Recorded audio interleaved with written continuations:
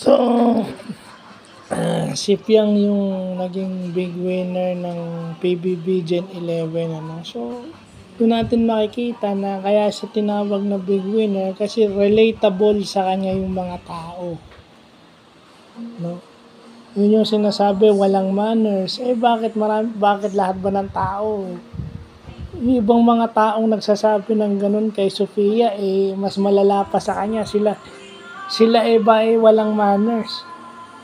At least yung kay Sofia, nababago niya, nakikita, transparent, nakikita yung evolution o yung development. But, kasi yun yung nakikita ng mga tao, di ba? Yung PBB is not a contest of good attitudes. It is the contest of sino ka at ano yung masama mong ugali na pwedeng baguhin kasi yun yung matututunan nila as housemates. Kasi kung mabuti ka ng tao, anong matututunan mo doon? Kasi hindi naman lahat ng tao, akala ba nila porket mabait na, may manners na, alam mo walang matututunan, even yung Kai. Di ba? Inamin nung ni Kisha na akala niya alam niya na lahat ng bagay, pero pagdating doon sa loob ng bahay, marami pala siyang dapat matutunan. Ganon din si Kulit, diba? Yung improvement ni Kulit in character, makikita din. Lalo na tong si Rain. Nagsi-self-doubt siya.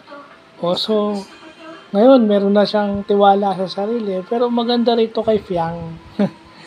Kasi, kay Fiang lahat, makikita mo lahat.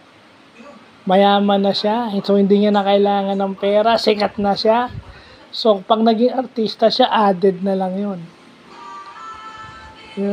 Ano yung makikita mo? Kasi, tradisyon kasi ng PBB yun na dalawa na sila, si Angie rin. Marami rin galit kay Angie nun, pero bakit siya yung big win? Kasi akala nila, pag mahirap, ayun na yun. Pero ibig sabihin, people would root for you pag ikaw relatable sila sa'yo. If they can empathize with you, okay na yun.